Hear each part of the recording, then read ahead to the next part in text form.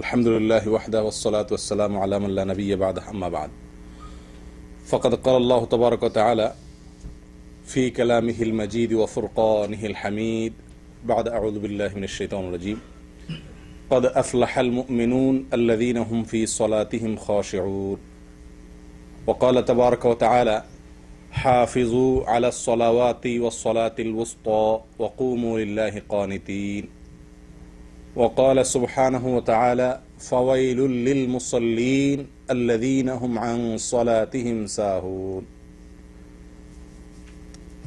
وعن أبي هريرة رضي الله تعالى عنه عن النبي صلى الله عليه وسلم أنه قال إن أول ما يحاسب به العبد يوم القيامة من عمله صلاته فإن صلحت فقد أفلح وأنجح وإن فسدت فقد خاب وخسر رواه الترمذي। সম্মানিত দিনী ভাইরা, আজকের আলোচনার বিষয়বস্তু হলো সালাতের বা নামাজের সবচেয়ে বড়, সবচেয়ে কমন ত্রুটি ভুল কোনটা, এই বিষয়ে। যে ভুলটা সালাতের সবচেয়ে বড় ভুল, যে বিষয়টা সালাতের সবচাইতে কমন ভুল, গণহারে কমবেশ সকলেই এই ভুলে আক্রান্ত আমরা, সেই ভুলটা কি? সালাতের সবচেয়ে বড় সমস্যাটা কোন জায়গায়, সেটার বিষয়ে আমরা আলোচনা করার চেষ্টা করবো আজকে ইনশাআল্লাহ বিদিল্লাহ ওয়া মা তৌফিক ইল্লা বিল্লাহ। প্রথম কথা হলো, মুমিনের জীবনের সবচেয়ে গুরুত্বপূর্ণ কাজ হলো সালাহ। মুমিনের জীবনের সবচেয়ে গুরুত্বপূর্ণ কাজ হলো কি? সালাহ, নামাজ। এর চাইতে গুরুত্বপূর্ণ কোনো কাজ ইমানের পরে আর ইমানদারের জন্য নাই।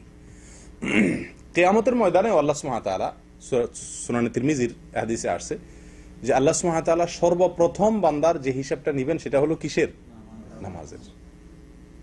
নামাজের সবচেয়ে গুরুত্বপূর্ণ বিষয়ের হিসাব সবকিছুর আগে নেওয়া হয়। কবরে তো আলমে বারজাখে প্রথমেই ইমানের পরীক্ষা হয়ে যাবে, সবচেয়ে গুরুত্বপূর্ণ বিষয় ইমান। তারপরে যখন হাসর হবে, কিয়ামতের ময়দানে বিচার শুরু হবে, তখন বান্দার প্রথম যে আমলটির হিসাব আল্লাহ চাইবেন সেটা হলো কি?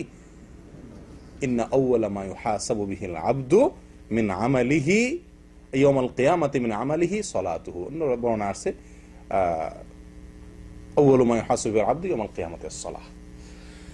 প্রথম সালাতের হিসাব হবে। সালাত যার ঠিকঠাক মতো হয়ে যাবে, তেমন কোনো ভুল ত্রুটি সমস্যা ধরা পড়বে না, সে ব্যক্তি সম্পর্কে নবী সাল্লাল্লাহু আলাইহি ওয়াসাল্লাম বলেছেন ফাইন সালুহাত ফাকাদ আফলাহা ওয়া আনজাহ। যার নামাজের হিসাব মোটামুটি ঠিকঠাক হয়ে গেছে, প্রথম পরীক্ষা পাশ করে গেছে, সে সফল হয়ে গেল, তার অন্যগুলাতে আর খুব বেশি ঠেকবে না, বাঁধবে না। আর ওয়া ইন ফাসাদাত ফাকাদ খাবা ওয়া খাসির। যদি নামাজের হিসাবে কেউ গড়বড় দেখা যায়, কম পড়ছে, ঠিক মতো পড়ে নাই, উল্টাপাল্টা দেখা যায়, এই পরীক্ষা যদি কেউ ফেল করে তাহলে ফাকাদ খাবা ওয়া খাসির, তাহলে সে ধরা খেয়ে গেল, ব্যাস। কারণ এরপরে অন্য সবগুলাই কি হবে? কঠিন হবে। যারা পরীক্ষক খাতা দেখেন, তারা ছাত্রদের খাতা দেখার সময় প্রথম যে খাতাগুলো দেখেন, অথবা খাতার প্রথম যে উত্তরগুলো, অ্যান্সারগুলো 1, 2 শুরুতে যেগুলো থাকে, এগুলো যত কড়াকড়ি করে দেখেন, এর পরের গুলো এতটা কড়াকড়ি করে দেখেন না। আল্লাহ সুবহানাহু ওয়া তাআলাও সেরকম। প্রিয় দিনী ভাইরা, এই হলো সালাত সবচেয়ে গুরুত্বপূর্ণ বিষয়, এবং এটা ঠিকঠাক হয়ে গেলে অন্য সবকিছু সহজ হবে, এটুকু আমরা বুঝলাম। কোরআনে আল্লাহ সুবহানাহু ওয়া তাআলা সালাত এর বিষয়ে অনেকগুলো জায়গাতে আলোচনা করেছেন। এর ভিতরে এক জায়গায় আল্লাহ সুবহানাহু ওয়া তাআলা বলেন, ইমানদাররা সফল হবে ওই ইমানদাররা যারা তাদের সালাতে খুশু অবলম্বন করে। খুশু কি, তার ব্যাখ্যা আমরা পরে আসছি। অন্য আয়াতে আল্লাহ সুবহানাহু ওয়া তাআলা সূরা বাকারার মধ্যে আল্লাহ বলেন হাফিজু আলাস সালাওয়াতি ওয়াস সালাতিল উসতা ওয়া কুমু লিল্লাহি কানিতিন। তোমরা সমস্ত সালাতগুলোর হেফাজত করো, রক্ষণাবেক্ষণ করো, যথাযথভাবে সালাতগুলো আদায় করো। ওয়া কুমু লিল্লাহি কানিতিন, এবং আল্লাহর জন্য তোমরা দাঁড়াও, দণ্ডায়মান হও, কানিত অবস্থায়, যথাযথভাবে, বিনয়ের সাথে, স্থিরভাবে। প্রিয় দিনী ভাইরা, এই আয়াতগুলো দ্বারা আমরা বুঝলাম যে সালাত আমার জন্য সফলতা বয়ে আনবে যদি সেই সালাতে আমার খুশু থাকে, যদি আমি সালাতের মুহাফাজা করি, যদি আমার কিয়ামটা বিল কুনুত হয়, তাহলে সেই সালাত আমার সফলতা বয়ে আনবে। এর বিপরীতে না হলে সূরা মাউন আল্লাহ বলছেন ফাওয়াইলুল লিল মুসাল্লিন, ওই সালাত আদায়কারী ওই নামাজীদের জন্য ওয়াইল, ধ্বংস, জাহান্নাম নামাজীদের জন্য। কারা? আল্লাযীনা হুম আন সালাতিহিম সাহুন, যারা তাদের নামাজের উপরে উদাসীন, গাফেল, যথাযথভাবে যত্ন নেয় না, তাদের জন্য। এবার আসি আমরা নামাজ আমরা যারা পড়ি, আল্লাহ পড়ার তৌফিক দান করেন 5 ওয়াক্ত আলহামদুলিল্লাহ। আমাদের সালাতের সবচেয়ে বড় সমস্যাটা কি বলেন তো? অমনোযোগিতা। বলেন আপনাদের কারোর মত? সবাই একমত আমার সাথে? নামাজের সবচেয়ে বড় সমস্যা হলো কি? অমনোযোগিতা, অর্থাৎ নামাজের মধ্যে মন থাকে না। আচ্ছা, এতে কোনো সন্দেহ নাই যে এই রোগ আজকে আমাদের সবাইকে পেয়ে বসে আছে। আমরা প্রত্যেকটা লোক নামাজ পড়ি, নামাজে আমাদের মন থাকে না, এতে কোনো সন্দেহ নাই। মন কিভাবে নামাজে স্থির করে ধরে রাখা যাবে, মনের কিভাবে পেরেক মেরে আটকানো যাবে, এই টেনশনে আমরা সব নামাজিরাই অস্থির, ঠিক না? কিন্তু এর চাইতে বড় ভুল যেটা নামাজে মনোযোগ না থাকার চাইতেও বড় ভুল আকারে, গুরুত্বের বিচারে, যে ভুলটার ব্যাপারে আমাদের কারোরই খুব বেশি মাথা ব্যথা নাই। আমরা এক বাক্যে সবাই একমত হয়ে গেলাম যে নামাজের সবচেয়ে বড় ভুল এবং সবচেয়ে কমন ভুল হলো অমনোযোগিতা। আমি স্বীকার করেছি, সন্দেহ নাই যে অমনোযোগিতা একটা ভুল এবং এটা গণহারে সবার ভিতরে কম বেশ আছে।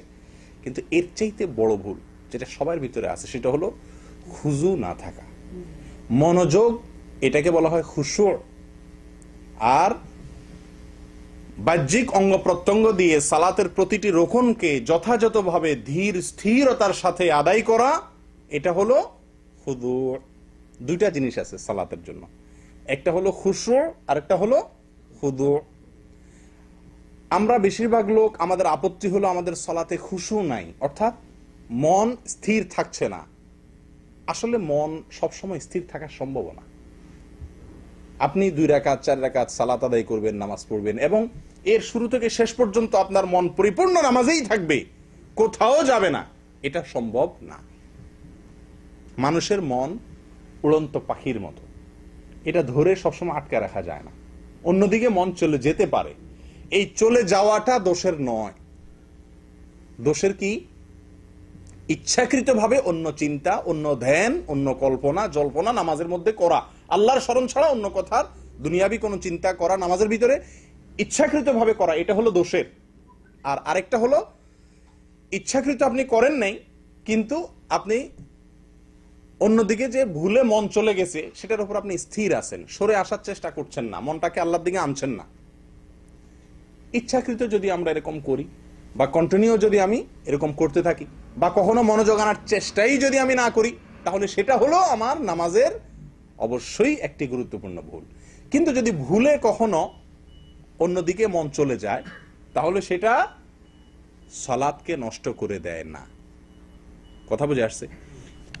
নবী সাল্লাল্লাহু আলাইহি সাল্লামের পর্যন্ত, নবী করিম সাল্লাল্লাহু আলাইহি সাল্লামের পর্যন্ত নামাজে অন্যদিকে মন গেছে, হাদিস দ্বারা প্রমাণ পাওয়া যায়। অনেক সময় তিনি নামাজ পড়াচ্ছেন,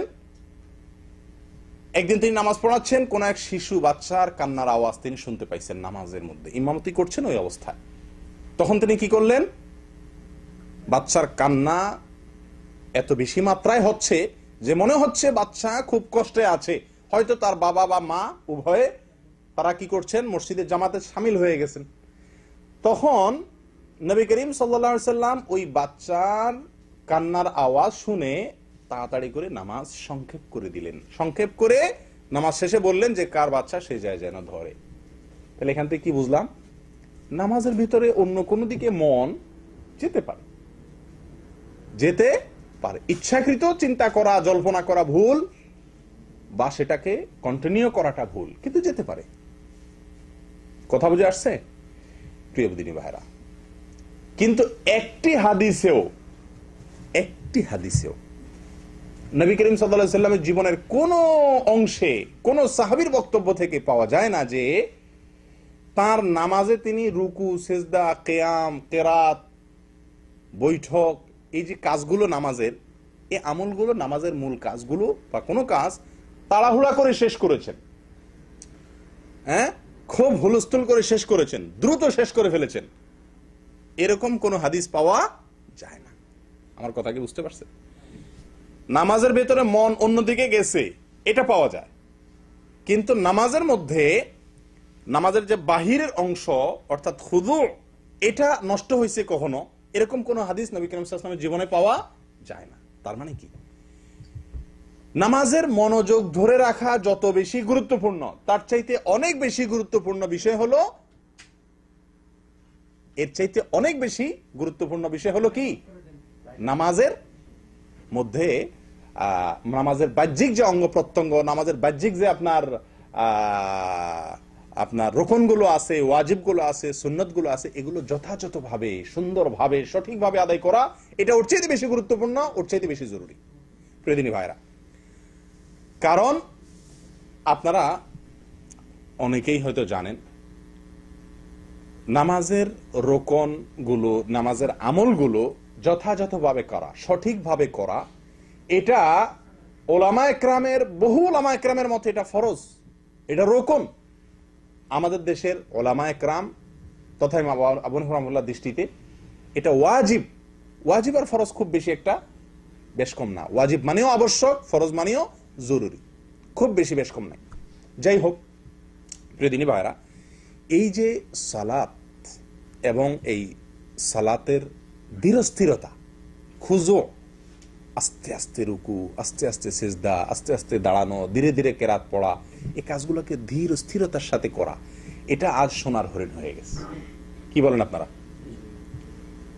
মসজিদে মুসল্লিরা এত দ্রুত নামাজ পড়ে। আমি ব্যক্তিগতভাবে আমার একটা চারিত্রিক দোষ আছে, স্বভাবগত একটা ত্রুটি আছে, সেটা হলো আমি খুব তাড়াহুড়া স্বভাবের মানুষ। কাজ করি তাড়াহুড়া করি, কথা বলি তাড়াহুড়া করি। আমি 2 মিনিটে যে কথা বলি, অনেকে 5 মিনিটে সে কথা বলতে পারে না। চেষ্টা করি আস্তে আস্তে বলার, কিন্তু অভ্যাস হলো একটু বেশি চালু, অতিরিক্ত তাড়াহুড়া করার স্বভাব। তো আমি চিন্তা করলাম যে আমার মতো তড়িৎ স্বভাবের লোক মসজিদে, আমি খেয়াল করে দেখছি যে আমি 2 রাকাত নামাজ পড়তে পড়তে অনেকের 2 রাকাত শেষ হইয়া বাইরে হয়ে যায় মানুষ। মসজিদের 80% লোক খালি হয়ে যায় আমার 2 রাকাত সালাম ফেরানোর আগে। আমি যে খুব ধীরে ধীরে পড়ি তা তো না, আমিও তো এ রোগের রোগী কম বেশ, আল্লাহ মাফ করেন, কিন্তু অন্যরা দেখি আমার চাইতে আরো বড় রোগী। তাহলে এই যে নামাজের ব্যাপারে ধীরস্থিরতা অবলম্বন করা, এটা কি সুন্নত না মুস্তাহাব না ফরজ না ওয়াজিব? কি বলেন?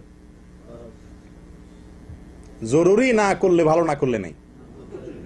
আমার কথা কি বুঝতে পারছেন?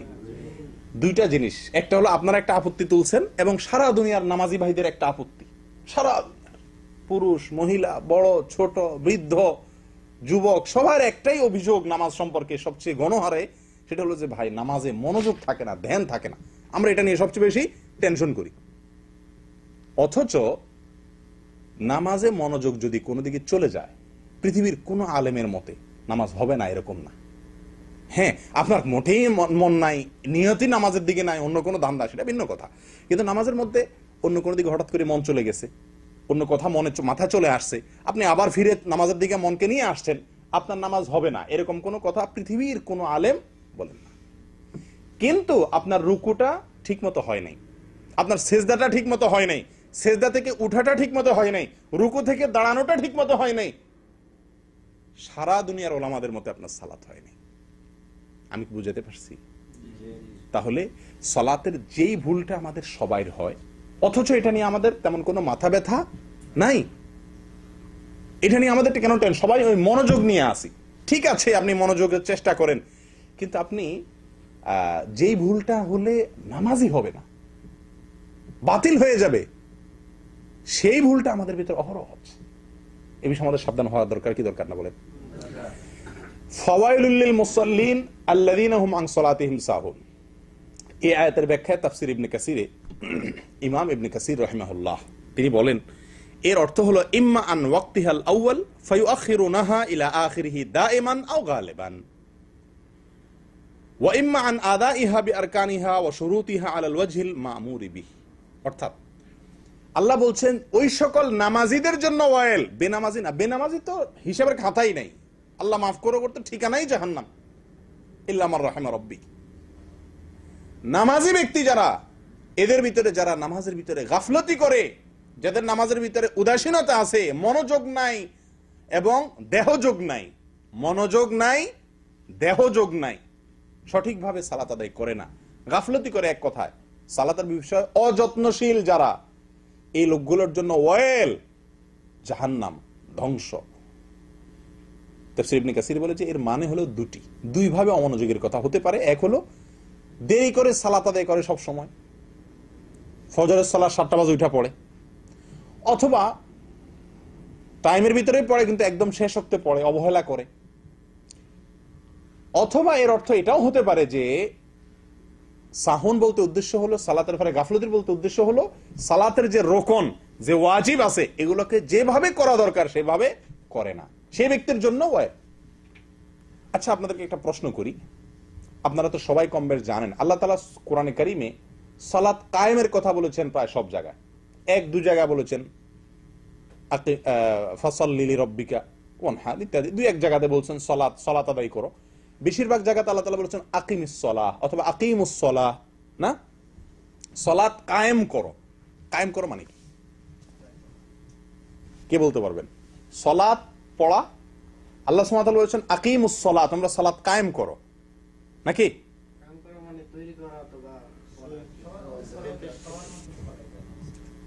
সমাজের মধ্যে ছড়ায়া দেওয়া, একটা ব্যাখ্যা পাইলাম। আর কোন ব্যাখ্যা? কায়েম করো মানে কি? সালাত কায়েম করো মানে কি? সবাইকে সালাতের তাকিদ দেওয়া, একই কথা, কাছাকাছি হইল। প্রতিষ্ঠা, কিভাবে প্রতিষ্ঠা হতে পারে? সবাইকে নিয়ে সালাত কায়েম করবে। মাশাআল্লাহ, আপনারা তো বড় বড় মুফাসসিররা আছে দেখা যায়, এখানে তো অনেক তাফসীর জানে, এরকম মানুষ, কোরআনের ব্যাখ্যা জানা লোক আছে, মাশাআল্লাহ, এটা ভালো কথা, সৌভাগ্যের কথা। দেখুন ভাই, সালাত কায়েমের দুইটা ব্যাখ্যা আমাদের সমাজে প্রচলিত আছে, দুইটাই ভুল। এর একটা হলো, অনেকে মনে করেন সালাত কায়েম করা বলতে যেটা ভাই বলছেন যে সবাইকে নিয়ে ডেকে ডুকে সালাত পড়তে হবে, একা একা না। এটা কায়েমের একটা অংশ, ঠিক আছে, এটা কায়েমের মূল ব্যাখ্যা না। আবার অনেকে বলেন সালাত কায়েম বলতে অর্ডার দিয়ে সামাজিকভাবে, রাষ্ট্রীয়ভাবে এটাকে প্রতিষ্ঠা করতে হবে, শুধু একা একা পড়লে হবে না। এটাও ভুল। ভুল বলতে এটা কায়েমের একটা পার্ট, একটা অংশ। কায়েম বলতে এই ব্যাখ্যা কোন তাফসিরের কিতাবে আসেনি। তাফসিরে বাইদাবী পৃথিবীর কোরআনের ব্যাখ্যার নামকরা তাফসির কিতাবগুলোর ভিতরে একটা, যেটা ওলামায়ে কেরাম বুঝেন বেশিরভাগ, কোরআনের নিগুড় অনেক তত্ত্ব সেখানে তুলে ধরা হয়েছে। সেখানে একেবারে সূরা বাকারার প্রথম দিকে আল্লাহ সুবহানাহু ওয়া তাআলা যে বলেছেন যে কোরআন কাদের জন্য হেদায়েত দিবে, আল্লাযীনা ইয়ুকিমুনাস সালাহ, এই আয়াতের ব্যাখ্যায় তাফসীরে বাইদাবীতে ইকামাতুস সালাহ বা সালাত কায়েমের ৬-৭টা ব্যাখ্যা উল্লেখ করেছেন। ৬-৭টা ব্যাখ্যা। এই যে ৬-৭টা ব্যাখ্যা উল্লেখ করেছেন, বিশ্বাস করবেন তার সবগুলো ব্যাখ্যার খোলাসা কথা প্রায় একই। সেটা কি? সালাত কায়েম করা বলতে উদ্দেশ্য হলো আদাউহা বিহুকুকিহা, সালাতের সমস্ত হক আদায় করে সালাত আদায় করা। সকল হক সালাতের যেটা যেভাবে হওয়া দরকার ঠিক সেটাকে, রুকুটা যেমন হওয়া উচিত, সেজদাটা যেমন হওয়ার কথা, দাঁড়ানোটা নবী সাল্লাল্লাহু আলাইহি ওয়াসাল্লাম যেভাবে দাঁড়িয়েছেন, দাঁড়াতে বলেছেন সেভাবে, এভাবে প্রত্যেকটা গুরুত্বপূর্ণ রুকন, ওয়াজিব, এগুলো সব যেভাবে হওয়া দরকার সেভাবে আদায় করা, এটাই হলো ইকামাতুস সালাহ, এটাই হলো সালাত কায়েম করা। কথা বুঝতে পারছেন? সালাত কায়েম করা বলতে যেভাবে সালাত পড়া দরকার সেভাবে পড়া। আমি কি বুঝাতে পারছি? কিন্তু দুঃখজনক যে আমরা এই সালাত কায়েমের অর্থ কিন্তু অনেকে জানি না। অনেকে সালাত পড়ি, আল্লাহ বলছেন সালাত কায়েম করতে, এটাও জানি, কিন্তু সালাত কায়েম করার যে অর্থ এটা আমরা অনেকেই জানি না। কি বলেন? আপনারা তো অনেকে মনে আজকে শুনছেন, কি বলেন না? সালাত কায়েম করা বলতে কি বলেন? সালাত কায়েম করা বলতে কি, কাকে বোঝায়? সালাত কায়েম করা মানে কি? সালাতকে যথাযথভাবে যেইভাবে পড়া দরকার সেইভাবে পড়া, সবগুলো অঙ্গ প্রত্যঙ্গ, সালাতের প্রতিটি পার্ট, অংশ যথাযোগ্যভাবে যেরকম ভাবে করা উচিত, কোরআন হাদিসে যেভাবে বলতে করতে বলা হয়েছে সেইভাবে করা, এটা হলো সালাত কায়েম করা। কথা বুঝে আসছে? তাহলে অনেকেই নামাজ পড়েন কিন্তু নামাজ কায়েম করেন এরকম লোকের সংখ্যা খুব কম। প্রিয়দিনী ভাইরা, আমাদের দেশে বিশেষ করে পুরুষদের চাইতে, পুরুষদের মধ্যে তো এই সমস্যা আছেই, আমার ব্যক্তিগত দৃষ্টিভঙ্গি হলো আমাদের মা বোনদের ভিতরে এই রোগটা অনেক বেশি প্রকট। তাড়াহুড়া করে নামাজ পড়া। আপনাদের বাসা বাড়িগুলোতে আপনারা লক্ষ্য করছেন কিনা যায়, আমি ছোটবেলা থেকে যত মহিলাদের নামাজ দেখার সুযোগ হয়েছে দেখছি, বেশিরভাগ ক্ষেত্রেই বিশেষ করে বাসা বাড়িতে যখন পড়ে রুকু সেজদাগুলো বিদ্যুতের গতিতে দেয় তারা। এই রুকুতে উঠতে দেরি, আপনার নামতে যাইতে দেরি, উঠতে দেরি নাই, উঠতে দেরি নামতে দেরি নেই, হুলস্থুল করে পড়ে। আল্লাহ মাফ করুক, আমাদের পুরুষদের ভিতরে এই রোগের রোগী অনেকেই আছেন। এ সম্পর্কে নবী করিম সাল্লাল্লাহু আলাইহি ওয়াসাল্লামের একটা হাদিস আমাদের সবারই জানা থাকা দরকার, সহিহ বুখারীর হাদিস। তিনি বলেছেন, সল্লু কামা রাআইতুমুনি উসাল্লি, তোমরা আমাকে যেভাবে নামাজ পড়তে দেখছো সেভাবে নামাজ পড়ো। নামাজ আমাকে যেভাবে পড়তে দেখছো সেভাবে নামাজ পড়ো। এটা নির্দেশ তার, এটা নির্দেশ, তার পদ্ধতিতে নামাজ পড়া জরুরি। আম্মা জান আয়েশা রাদিয়াল্লাহু তাআলা আনহা, সহিহ মুসলিমের এক হাদিসে আসছে, তিনি নবী করিম সাল্লাল্লাহু আলাইহি ওয়াসাল্লামের নামাজ কেমন ছিল তার একটা বিবরণ দিতে গিয়ে তিনি বলেন, ওয়া ইযা রাফআ রা'সাহু মিনার রুকু' লাম ইয়াসজুদ হাত্তা ইয়াস্তাবিয়া কাইমা। নবী সাল্লাল্লাহু আলাইহি ওয়াসাল্লাম রুকু থেকে যখন উঠতেন, রুকু থেকে যখন মাথা উঠাতেন, তখন যতক্ষণ পর্যন্ত তিনি সোজা হয়ে না দাঁড়াতেন, একেবারে স্টিল সোজা হয়ে না দাঁড়াতেন, ততক্ষণ পর্যন্ত সেজদায় যেতেন না। রুকু থেকে যখন উঠতেন তিনি একেবারে সোজা হয়ে টান টান হয়ে দাঁড়ানোর আগ পর্যন্ত তিনি কি করতেন না? সেজদায় যেতেন না। এবং ওয়াকানা ইযা রাফা রা'সাহু মিনাস সিজদাহ লাম ইয়াসজুদ হাত্তা ইয়াস্তাওয়িয়া জালিসা। যখন সেজদা থেকে উঠে তিনি বসতেন, সেজদা থেকে মাথা উঠায় বসতেন, টান টান সোজা হয়ে বসার আগ পর্যন্ত আবার সেজদায় যেতেন না। প্রিয় ভাইরা, আমরা কয়জন ভাই আমাদের নামাজগুলো এভাবে করি? একটু আমাদের নামাজের সাথে মিলাই, রুকু থেকে উঠে একেবারে টান টান সোজা হয়ে স্থির হয়ে কিছু সময় দাঁড়িয়ে তারপরে সেজদায় যাওয়া, সেজদা গিয়ে ধীরে স্থিরতার সাথে সেজদা শেষ করে উঠে সোজা হয়ে বসে কিছু সময় অপেক্ষা করে তারপর আবার সেজদায় যাওয়া। এরকম ধীর স্থির গতিতে আমরা কয়জন মানুষ নামাজ পড়ি? প্রিয় বন্ধুগণ, এই ছিল নবী সাল্লাল্লাহু আলাইহি ওয়াসাল্লামের নামাজ। সালাতের ভিতরে এই যে তাড়াহুড়ো করা, হুলস্থুল করা, সঠিকভাবে আদায় না করা, এটা সালাতকে নষ্ট করে দেয়। আবারও বলছি, এটা সালাতকে নষ্ট করে দেয়, এর ফলে সালাত আদায় হয় না। আপনি সূরা ফাতিহা না পড়লে যেরকম নামাজ হয় না, কেউ যদি রুকু একটা না দেয় নামাজ হবে? সেজদা না দিলে একটা নামাজ হবে? 4 রাকাতের নামাজ 3 রাকাত পড়লে হবে? ঠিক একইভাবে কেউ সব ঠিক করছে, 4 রাকাতই পড়ছে, রুকু একটাই দিছে, সেজদা 2টাই দিছে, সূরা ফাতিহাও পড়ছে, সবই ঠিক আছে তার, কিন্তু লোকটা রুকু সেজদা উঠা বসা প্রত্যেকটা আমলে তাড়াহুড়ো করছে। যে তাড়াহুড়োটা সালাতের যে ইতমিনান বা তামানিনা, সালাতের যে ধীরস্থিরতা যেটা জরুরি, সেই কাজটি হয় নাই। কি বলেন, এই লোকটা সালাত হইছে না হয় নাই? হবে না, কারণ সে সালাতের জরুরি একটি আমল ছেড়ে দিছে, তামানিনা, ধীরস্থিরতা। প্রিয় বন্ধুগণ, এ সম্পর্কে মৌলিক 2টি হাদিস আছে যেটি আমাদের অনেকেরই আশা করতে পারি আমরা হয়তো আগে শুনছি, আবারও নতুন করে শুনলে হয়তো আমাদের বিবেকগুলোকে নতুন করে ভাবতে সাহায্য করবে। মৌলিকভাবে 2টি হাদিস, এর ভিতরে একটি হাদিস হলো মুসনাদে আহমদের এবং আরো অন্য হাদিসের কিতাবে আসছে। আবু কাতাদা রাদিয়াল্লাহু তাআলা আনহু বলেছেন, নবী করিম সাল্লাল্লাহু আলাইহি ওয়াসাল্লাম ইরশাদ করেছেন, আসওয়া আন-নাসি সারিকাতান আল্লাযী ইয়াসরিকু মিন সালাতিহি। মানুষের মধ্যে সবচেয়ে নিকৃষ্ট চোর ওই ব্যক্তি যে ব্যক্তি তার নামাজে চুরি করে, নামাজ চুরি করে যে ব্যক্তি। আপনারা তো জীবনে বহু চোরের কথা শুনছেন, টাকা চোর, পয়সা চোর, স্বর্ণ চোর, গরু চোর, হাঁস চোর, মুরগি চোর, এই যত রকমের চোরের কথা শুনছেন দুনিয়াতে, এর ভিতরে সবচাইতে নিকৃষ্টতম চোর, নবী সাল্লাল্লাহু আলাইহি ওয়াসাল্লামের ভাষা সবচাইতে খারাপ চোর, চোরদের মধ্যে সবচেয়ে খারাপ চোর, গরু চোরের চাইতেও খারাপ কে? যে নামাজে চুরি করে। সাহাবীগণ জিজ্ঞাসা করলেন, ক্বালু ইয়া রাসূলুল্লাহ ওয়া কাইফা ইয়াসরিকু মিন সালাতিহি। মানুষ কিভাবে তার নামাজে চুরি করে, নামাজ চুরি কিভাবে করে, নামাজ চুরি করার জিনিস নাকি, টাকা পয়সা চুরি, স্বর্ণ চুরি, গরু চুরি, হাঁস চুরি, মুরগি চুরি, এগুলো তো বুঝে আসে, নিয়ে গেল। নামাজের চুরি কিভাবে জিজ্ঞাসা করা হলো। নবী সাল্লাল্লাহু আলাইহি ওয়াসাল্লাম বলেন, নামাজের চুরি হলো লা ইয়াতিম্মু রুকুআহা ওয়ালা সুজুদাহা, নামাজের চুরি হলো রুকু ঠিক মতো করে না, সেজদা ঠিক মতো করে না, এটা হলো নামাজের চুরি। অন্য বর্ণনা আসছে, অথবা রাবী বলেন সন্দেহ করতেছেন, অথবা তিনি বলেছেন লা ইউকিমু সুলবাহু মিনার রুকুই ওয়াস সুজুদি, রুকু থেকে উঠে, সেজদা থেকে উঠে পিঠ সোজা করে দাঁড়ায় না, বসে না, এটা হলো নামাজের চুরি। প্রিয় বন্ধুগণ, এই হাদিস থেকে কি বুঝলাম? চুরি একটা খারাপ কাজ, একটা হারাম কাজ। চুরির ভিতরে আবার সবচেয়ে খারাপ চুরি বানাইছেন নবী করিম সাল্লাল্লাহু আলাইহি ওয়াসাল্লাম, সবচেয়ে খারাপ চুরি বলে অভিহিত করেছেন যে ব্যক্তি নামাজের মধ্যে রুকু সেজদা ঠিক মতো করে না, ওই ব্যক্তিকে সবচেয়ে খারাপ চোর বলা হয়েছে তাকে। প্রিয় বন্ধুগণ, তাহলে আমরা মোটামুটি বহু লোকই মনে হয় এই চোরের খাতা নাম উঠে যাবে এই কারণে। কি বলেন? আপনি হাঁস চুরি করেন না, মুরগি চুরি করেন না, ডিম চুরি করেন না, চাল চুরি করেন না, গম চুরি করেন না, ধান চুরি করেন না, পয়সা চুরি করেন না, মাশাআল্লাহ আপনি কোনো কিছুই চুরি করেন না, আলহামদুলিল্লাহ আপনার একটা ভালো চরিত্র আছে, কিন্তু আপনি বড় চোর। কোনো কিছু চুরি না করেও বড় চোরের খাতায় আপনার নাম লেখা আছে, কারণ আপনি রুকু ঠিক মতো করছেন না, সেজদা ঠিক মতো করছেন না।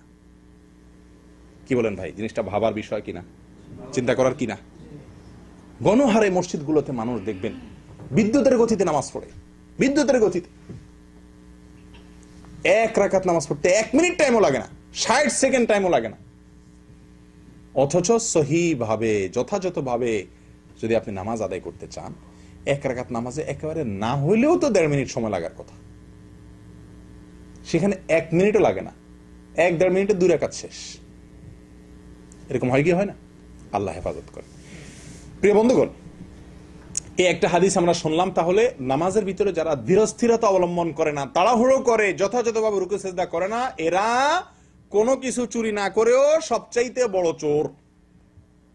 কোনো কিছু চুরি না করেও সবচেয়ে বড় চোরের খাতায় নাম লেখা। দ্বিতীয় নম্বর হাদিসটা শুনেন, যেটি আমাদের অনেকের জন্য অনেক বিশাল বড় শিক্ষার বিষয়। বুখারী এবং মুসলিম একযোগে বর্ণনা করেছেন হাদিসটি।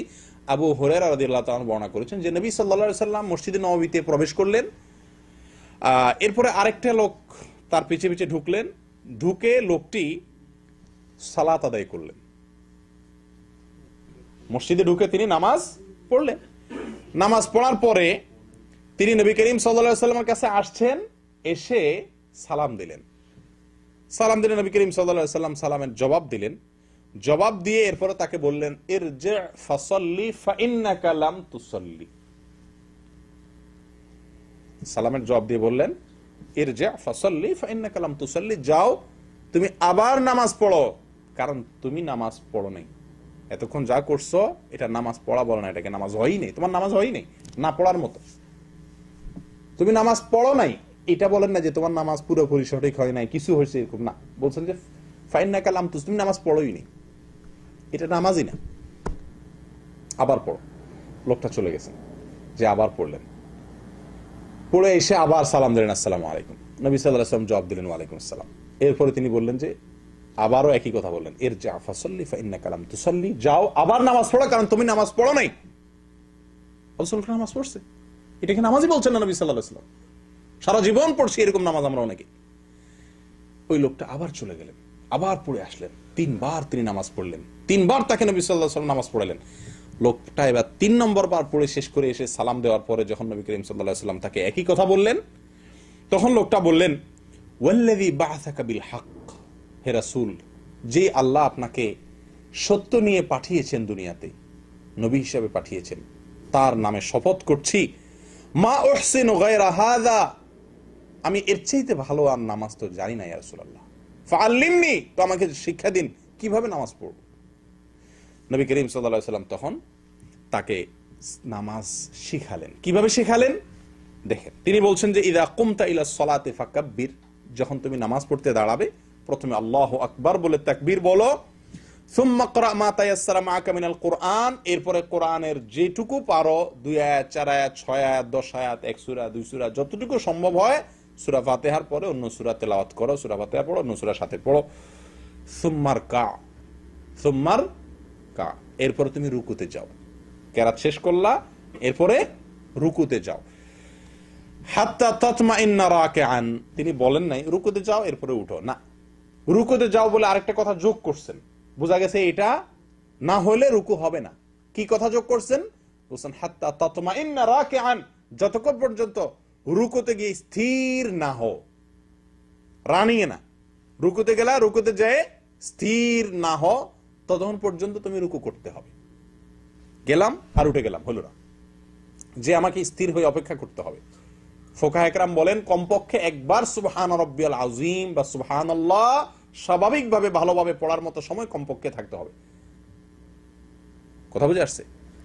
এরপর নবী করিম সাল্লাল্লাহু আলাইহি ওয়াসাল্লাম তাকে বলেন সুম্মারফা হাত্তা তা'তাদিলা কাইমান, লক্ষ্য করবেন উনি বলেন না রুকু থেকে উঠো এরপর সিজদা যাও, না, আমরা তো উঠি এবং সিজদা যাই না। এরকম করলে নামাজ হবে না, নামাজ হয় না ভাই। শত শত মুসল্লির নামাজ হয় না, বিশ্বাস করেন। মসজিদে আসে বছরকে বছর ধরে নামাজ পড়ছে, নামাজ হয় না, কোনো দাম নাই নামাজ। নবী করিম সাল্লাল্লাহু আলাইহি ওয়াসাল্লাম বলছেন সুম্মারফা হাত্তা তা'তাদিলা কাইমান, ওই লোকটাকে তিনি বললেন যে এরপরে রুকু থেকে উঠো, তুমি দাঁড়িয়ে কতক্ষণ পর্যন্ত দাঁড়াও, কিভাবে দাঁড়াও? হাত্তা তা'তাদিলা, ভালোভাবে টান টান হয়ে সোজা হয়ে দাঁড়ানোর আগ পর্যন্ত অপেক্ষা করো রুকু থেকে উঠে। ঠিক আছে, দেখেন এরপর বলছেন সুম্মাসজুদ, এরপরে তুমি সিজদা যাও। সিজদা যাও এটা বলে তুমি ক্ষান্ত হন নাই যে সিজদা যাও, ঠিক আছে হয়ে গেল, সিজদা দিলাম আবার উঠে যাও, না, সিজদা যাও বলে আবার বলছেন হাত্তা তাতমাইন্না সাজিদান, সিজদায় গিয়ে যতক্ষণ পর্যন্ত তুমি স্থির না হও, ধীরতা স্থিরতা, সেখানে সিজদায় যে কিছু সময় ধীর স্থির হতে না পারো, কিছু সময় অপেক্ষা করতে না পারো, ততক্ষণ পর্যন্ত সিজদায় থাকো। ফুকাহা ইকরাম বলেন কমপক্ষে একবার সুবহান রাব্বিয়াল আলা। আপনি সিজদায় মাথা যাওয়ার পরে, আমরা অনেকে তো ওই যাওয়ার আগে আল্লাহু আকবার বলে যাইতে যাইতে সুবহান রাব্বিয়াল আলা বলে মাথা দিয়ে উঠে যায়, না, তা হবে না। কপাল জমিনে লাগার পরে, হাত জমিনে লাগার পরে, নাক জমিনে লাগার পরে, সিজদার 7টি অঙ্গ জমিনে লাগার পরে কমপক্ষে একবার ধীরে সুস্থে তাসবিহ পড়ার মতো সময় অপেক্ষা করা ওয়াজিব বা ফরজ। প্রিয় ভাইরা, আমরা যেটা বলছিলাম, অনেকে এই যাইতেছে না, এর নাক লাগার আগে তাসবিহ পড়া শুরু হয়ে গেছে, আবার ওই উঠার আগেই উঠতে উঠতে বাকি তাসবিহ শেষ করতেছে। মাঝখান দিয়ে দেখা যায় যে এক তাসবিহ পরিমাণ অপেক্ষা করা হয় না, নামাজ হয় না। নবী সাল্লাল্লাহু আলাইহি ওয়াসাল্লাম বলছেন সিজদায় যাওয়ার পরে স্থির হওয়া পর্যন্ত অপেক্ষা করো, এরপরে না আপনি তাসবিহ পড়বেন।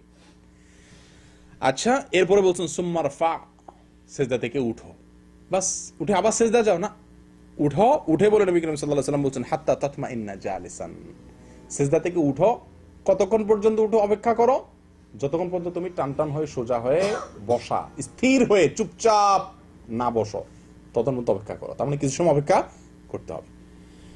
এরপরে বলছেন সুম্মা ফাল যালিকা ফি সালাতিকা কুল্লিহা, তোমার পুরো এই এক রাকাতের কথা আমি বলে দিলাম, আর তোমার পুরো নামাজ সালাম ফেরানো পর্যন্ত পুরো নামাজে তুমি এই পদ্ধতি অবলম্বন করতে হবে, এইভাবে সালাত আদায় করতে হবে, তাহলে তোমার সালাত হবে, আর না হলে হবে না। বুঝতে পারছেন তো? এবার আপনারাই বলেন এইভাবে আমরা কয়জন নামাজ আদায় করি? বা আমরাও তো জীবনে বহুত নামাজ আদায় করছি, কয়জনের নামাজ এরকম হয়েছে?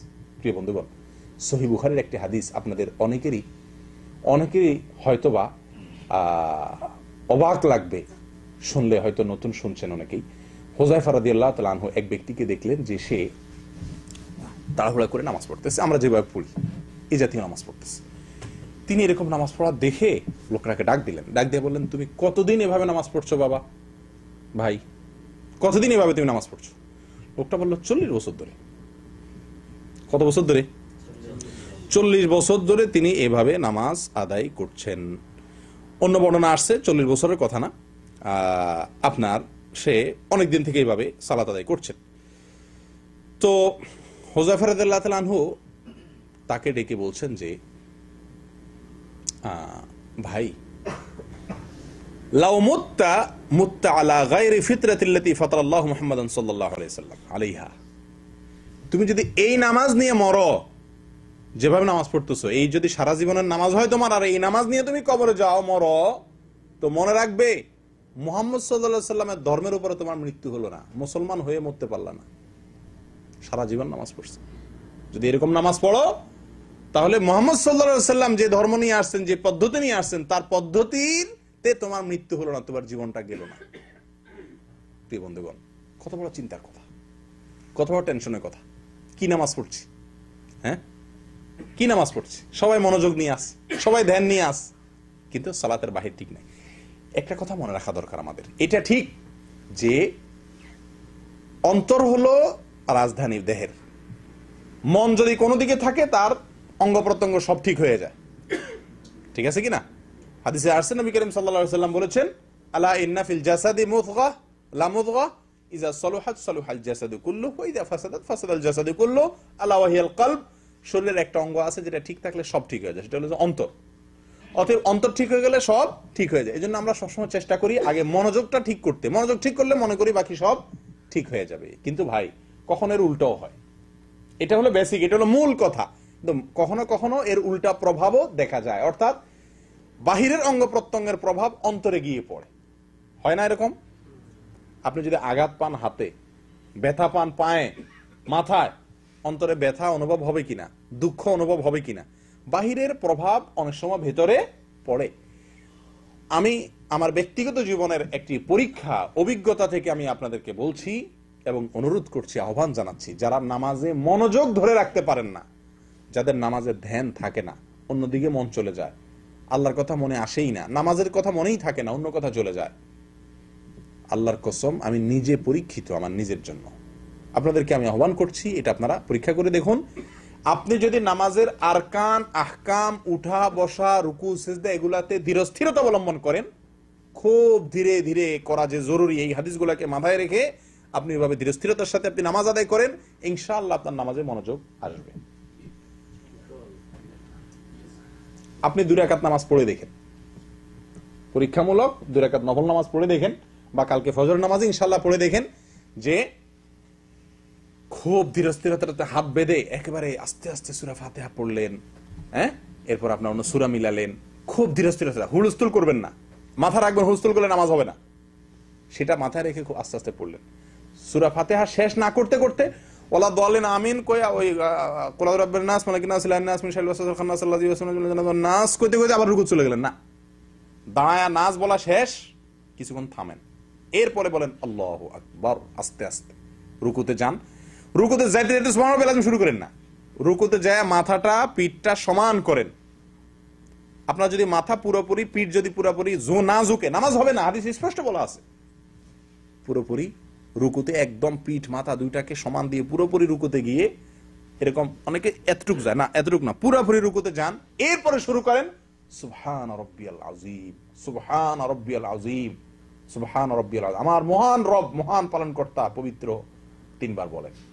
এরপরে সামি আল্লাহু লিমান হামিদা আস্তে আস্তে বলে উঠে দাঁড়ান, একদম সোজা হয়ে দাঁড়ান, 2 সেকেন্ড অপেক্ষা করেন, এরপরে আল্লাহু আকবার বলে রুকুতে যান।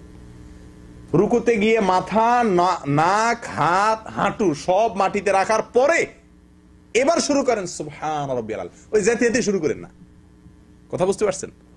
আমরা চিন্তা করি যে টাইমটা নষ্ট করে লাভ কি, যেতেই শুরু করি না, ওইটা পড়ার সময় তো সেজদার পরে, সেজদার তাসবিহ তো সেজদায় গিয়ে পড়তে হবে, রুকু তাসবিহ তো রুকুতে গিয়ে পড়তে হবে, আপনি পথে পড়লে তো হবে না।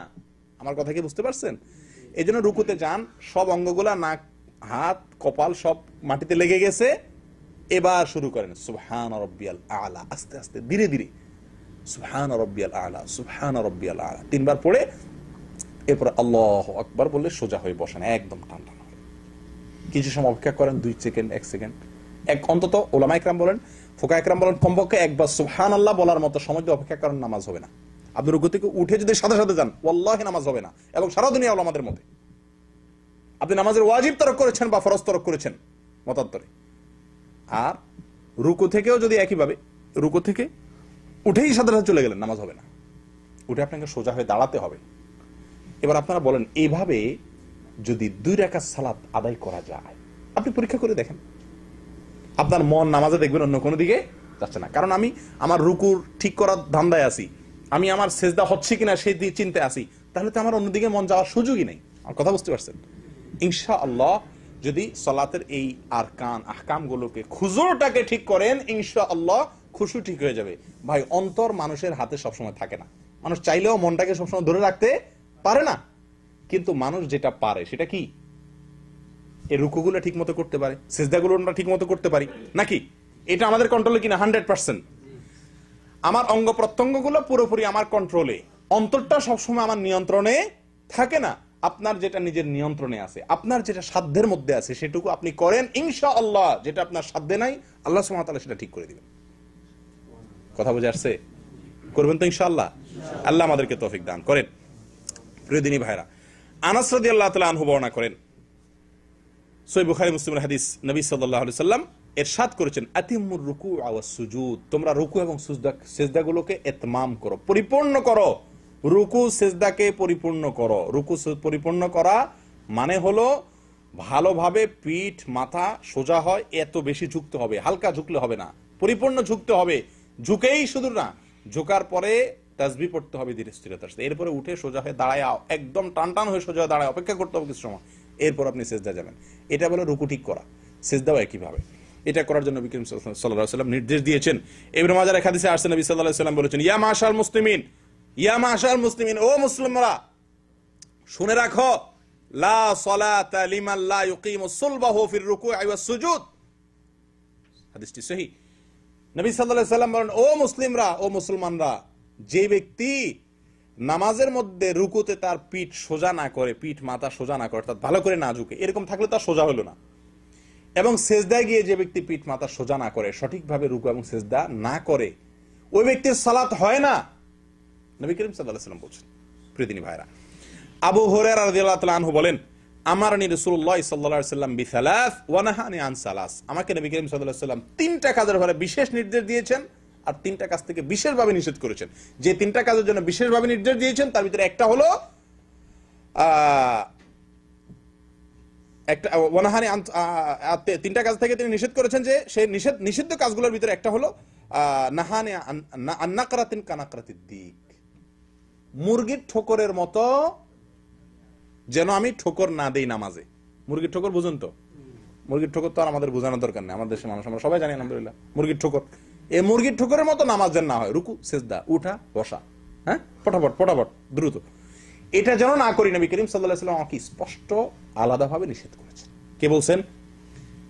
আবু হুরায়রা রাদিয়াল্লাহু তাআলা আনহু। তালক ইবনে আলী আল হানাফি রাদিয়াল্লাহু তাআলা আনহু বলেন, নবী করিম সাল্লাল্লাহু আলাইহি ওয়াসাল্লাম বলেছেন, লা ইয়ানদুরুল্লাহু আযজা ওয়া জাল ইলা সালাতি আবদিন লা ইউকিমু ফিহা সুলবাহু বাইনা রুকুইহা ওয়া সুজুদিহা। রাওয়াহু আহমদ। মুসনাদ আহমদের হাদিস। নবী সাল্লাল্লাহু আলাইহি ওয়াসাল্লাম বলেছেন, ওই ব্যক্তির দিকে, ওই ব্যক্তির নামাজের দিকে আল্লাহ তাকায়াও দেখবেন না, চেয়েও দেখবেন না,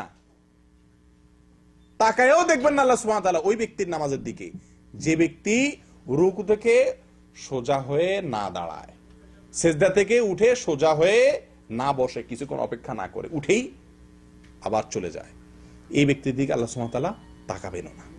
প্রিয় বন্ধুগণ, এখান থেকে আমাদের কিছুটা বোঝা গেছে যে নামাজের সবচেয়ে বড় ভুল, যেটা কারণে নামাজ হবে না, এই ভুলটা আমাদের সবার ভিতরে কম বেশ আছে কি নাই বলেন? আছে কি নাই? আমাদের মা বোনদেরকে আমাদের শিক্ষা দেওয়া আমাদের কর্তব্য। মা বোনদেরকে জানাই দিবেন তো ইনশাআল্লাহ, সবাইকে শিখাই দিবেন, যে আজকে যারা শিখলেন, যারা শুনলেন, যারা জানলেন, যে ভাইরা বোনেরা জানেন নাই, শুনেন নাই, তাদেরকে সচেতন করা আপনাদের কর্তব্য। তাদেরকে জানিয়ে দিবেন, নবী সাল্লাল্লাহু আলাইহি ওয়াসাল্লাম বলেছেন ওই ব্যক্তির নামাজ হবে না, লা সালাতা বলেছেন। কোন ব্যক্তির? যে ব্যক্তি লা ইয়াতিমু, যে ব্যক্তি লা ইউকিমু ফিহা সুলবাহু বাইনা রুকুইহা ওয়া সুজুদিহা, রুকু সিজদার মাঝখানে, অর্থাৎ রুকু সিজদার পরে অথবা ভেতরে, যে ব্যক্তি পিঠ সোজা না করে, অর্থাৎ ধীরস্থিরতা অবলম্বন না করে। তাহলে নামাজের খুশু, অন্তরের স্থিরতা, এটা খুবই গুরুত্বপূর্ণ বিষয়, এতে কোনো সন্দেহ নাই। কিন্তু প্রিয় বন্ধুগণ, এর চাইতে বেশি গুরুত্বপূর্ণ বিষয় হলো নামাজের খুজু বা বাহ্যিক অঙ্গ প্রত্যঙ্গগুলোকে, বাহ্যিক আমলগুলোকে ধীরে স্থিরে আস্তে আস্তে করা, অপেক্ষা করে করে করা। আমি আবারও বলছি, খুজু দুনিয়ার কোন ফিকাহবিদ, দুনিয়ার কোন আলেম বলেন না খুশু এটা নামাজের রোকন, ফরজ, ওয়াজিব, এটা মুস্তাহাব, জরুরি। আল্লাহ সুবহানাহু ওয়া তাআলা বলেছেন যে আকিমিস সালাতা লিযিকরি, নামাজের উদ্দেশ্যে আল্লাহ স্মরণ, সেটা ঠিক আছে, কিন্তু এটা না করলে বা এটা ছুটে গেলে নামাজ হবে না। ভুলে ছুটে গেছে, মনোনদিক চলে গেছে, নামাজ হবে না, এই কথা পৃথিবীর কোনো আলেম বলেন না। কারণ এটি ফরজও নয়, ওয়াজিবও নয়, রোকনও নয়, শর্তও নয়। কিন্তু নামাজ এর ধীরস্থিরতা অবলম্বন করা, এটা জরুরি। এটা না হলে নামাজ হবে না। ভুলেও যদি ছুটে যায়, ভালো করে শুনে রাখেন, ভুল আপনার মনে ছিল না, রুক থেকে উঠে চলে গেছেন, পরে মনে হয় ভুল করলাম, হবে না, আবার পড়তে হবে। আমি কি বুঝাতে পারছি?